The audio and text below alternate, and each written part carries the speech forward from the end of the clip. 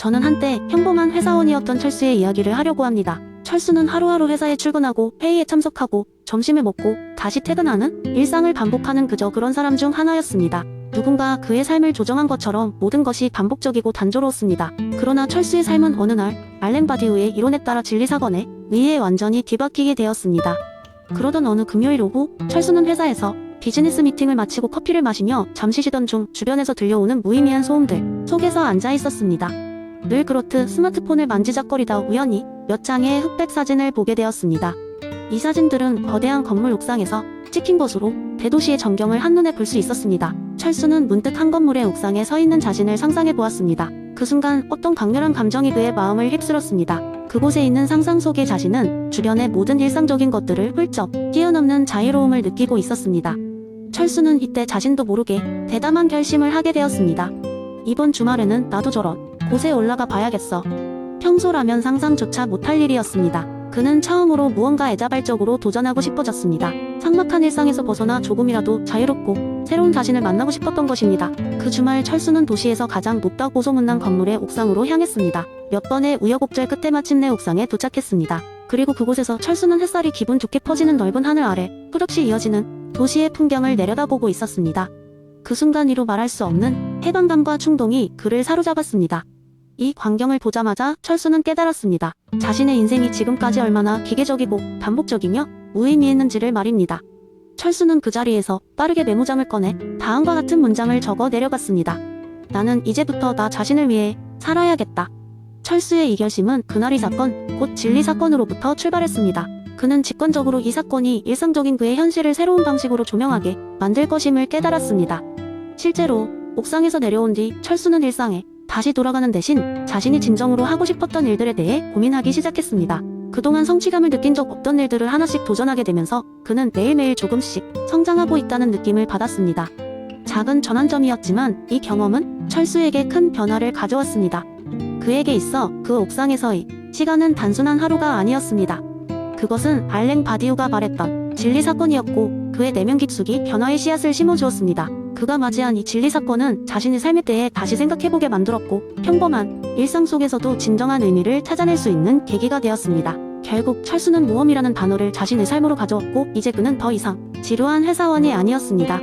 그는 자신만의 길을 찾는 탐험가로 변신했고 그의 이야기는 많은 이들에게 영감을 주게 되었습니다. 철수의 진리 사건은 그저 막연한 환상이 아니라 실제로 그의 삶을 근본적으로 변화시킨 현실이었습니다. 두 번째 이야기. 어느 날 도덕적 상대주의자 길버트 하몬의 철학을 바탕으로 한 재미있고도 교훈적인 썰을 떠들면서 친구들과 함께 캠프파이어를 즐기고 있었어요. 여러분도 알다시피 캠프파이어에서는 각종 황당하고 재미있는 이야기가 오가는 법이죠. 그날 저녁 우리는 어떤 이야기보다도 더욱 흥미로운 도덕적 차이에 대해서 이야기를 나누기 시작했습니다. 불이 환하게 타오르는 가운데 내 친구 민수는 갑자기 이런 이야기를 꺼냈어요. 얘들아, 너희들 혹시 사라진 마을 도덕골에 대한 이야기를 들어본 적 있어? 도덕골? 처음 듣는데? 그게 뭔데? 나와 다른 친구들이 호기심에 찬눈으로 민수를 바라봤죠. 도덕골은 내가 여행 중에 들렸던 아주 외진 지역에 있는 작은 마을인데 거기서 경험한 일은 정말 믿을 수 없을 정도로 황당했어. 이야기는 이렇습니다. 민수가 일주일간의 모험을 떠나던 중 산 깊숙이 자리 잡은 도덕골이라는 마을에 우연히 도착했습니다. 도덕골 주민들은 굉장히 친절했지만 도덕적 기준이 우리가 아는 것과는 전혀 달랐어요. 가장 충격적이었던 것은 마을에는 칭찬의 날이라는 특별한 날이 있었는데 이날은 우리들의 관점에서 보면 전혀 칭찬을 받을 일이 아닌 행동들이 칭찬받는 날이었어요. 예를 들어 길가에 쓰레기를 버리면 오, 정말 환경을 돕는 사람이군요? 라고 칭찬을 받는 겁니다. 표정으로는 악수를 청하고 있지만 마음속에서는 혼란이 밀려오는 걸 느꼈죠. 이 마을에서는 또 내일의 짜릿함 체험이라는 이벤트가 있었는데 이건 사실 우리가 볼 때는 민수가 놀랄만한 경험이었어요. 누군가의 집을 급습해 하루를 즐긴 후 그 다음날 주인은 이 이벤트에 대한 호기로 사은품을 주면서 감사를 표하는 문화죠. 민수는 이 마을의 주민들이 이런 행동을 전혀 당연하게 여긴다는 사실에 충격을 받았지만 그들만의 독특한 도덕적 기준을 존중하기로 했습니다. 어떻게 그럴 수 있지? 한 친구가 물었어요. 그건 우리 기준에서 보면 말도 안 돼. 도덕적 기준이 그렇게 다를 수 있다는 것이 실화라고? 민수는 길버트 하먼의 도덕적 상대주의 이론을 설명하기 시작했어요. 하먼에 따르면 도덕적 판단은 절대적인 것이 아닙니다. 그것은 사람들이 살고 있는 문화나 사회적 맥락에 크게 의존한다는 것이죠. 도덕골 주민들에게는 쓰레기를 버리는 행위가 환경 보호의 일환으로 여겨질 수도 있고 그들의 헌신적 체험 이벤트는 공동체 생활의 독특한 일환으로 간주되는 것입니다. 이 이야기를 듣고 우리 친구들은 서로의 시선이 조금씩 바뀌기 시작했어요. 어쩌면 우리가 가진 도덕적 기준도 그저 한쪽의 관점일 뿐일지도 모르겠군. 또 다른 친구가 느릿하게 말했어요. 그날 이후로 우리는 오랜만에 서로 다른 문화와 도덕적 기준에 대해 깊이 생각해보는 시간을 가졌습니다. 우리는 길버트 하먼의 도덕적 상대주의가 우리 삶에 얼마나 중요한 가르침을 줄 수 있는지를 체감했습니다. 다양성을 존중하며 문화와 관점의 차이에 대해 열린 마음으로 이해하려는 노력이야말로 진정한 교훈임을. 그렇게 캠프파이어는 점점 뜨거워지고 우리들의 대화도 더 깊어졌습니다. 이 이야기는 하나의 에피소드에 불과하지만 우리의 마음속에 길게 남아있을 고귀한 메시지가 되었죠. 세 번째 이야기 한 번은 제가 친구들과 함께 실러의 감정의 순서 이론을 바탕으로 흥미로운 이야기를 나눴던 기억이 있습니다. 그날은 무척 더운 여름날이었고 우리는 평소처럼 대학 근처의 한 카페에 모였습니다. 시원한 음료와 함께 대화를 나누다 보니 자연스럽게 철학적인 주제로 흘러가더군요. 야, 요즘 너네 감정이란 거에 대해 생각 좀 해본 적 있어? 그래, 언제나처럼 이 대화를 이끈 것은 철학을 전공하는 내 친구 영철이었다. 그는 언제든 지적인 대화를 원하며 그날 역시 하지 않으면 안 될 중요한 주제가 있다고 했다. 셀러의 감정의 순서를 들어본 적 있냐? 영철이 이렇게 운을 떼자 다른 친구들 모두 고개를 갸웃거리기 시작했다.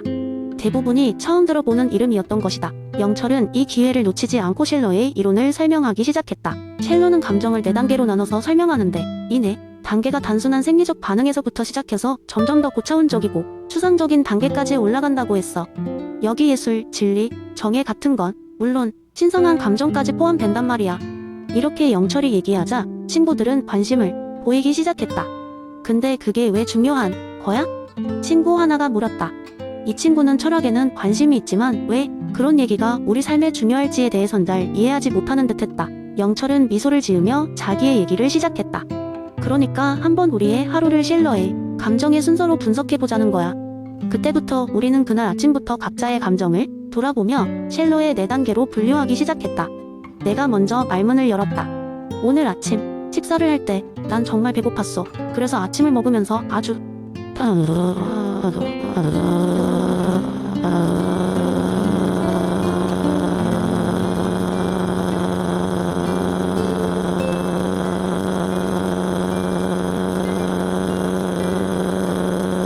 큰 기쁨을 느꼈지.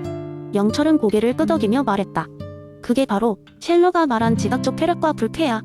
생리적 욕구와 관련된 감정이지. 다른 친구가 이어서 말했다. 난 오늘 아침 출근 준비하면서 왠지 불안했어. 뭔가 일이 잘 안 풀릴 것 같은 느낌이랄까? 영철은 다시 고개를 끄덕였다. 그게 허리단의 감정이야.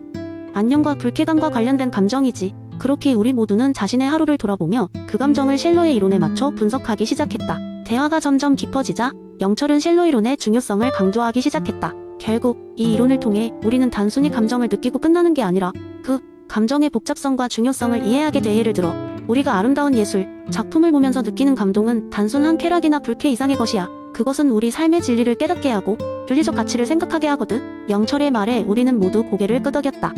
철학적 이론이 이렇게 우리의 일상 속 감정을 이해하는 도구가 될 수 있다는 점이 새롭게 다가왔다. 영철은 마지막으로 일화를 하나 들려주었다. 한 번은 어느 시인이 깊은 산속에서 명상하며 느꼈던 신성한 감정을 묘사하더란다.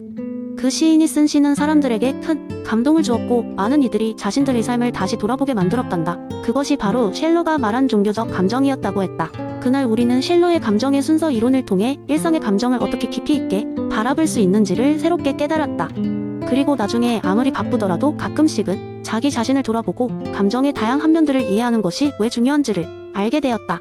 이렇게 우리는 쉘러의 이론을 통해 단순한 감정적 경험이 우리 삶에서 어떤 의미를 갖는지를 더 명확히 이해하게 되었다. 철학이란 단순히 머리로 이해하는 학문이 아니라 마음으로 느낄 수 있는 지혜임을 실감한 날이었다.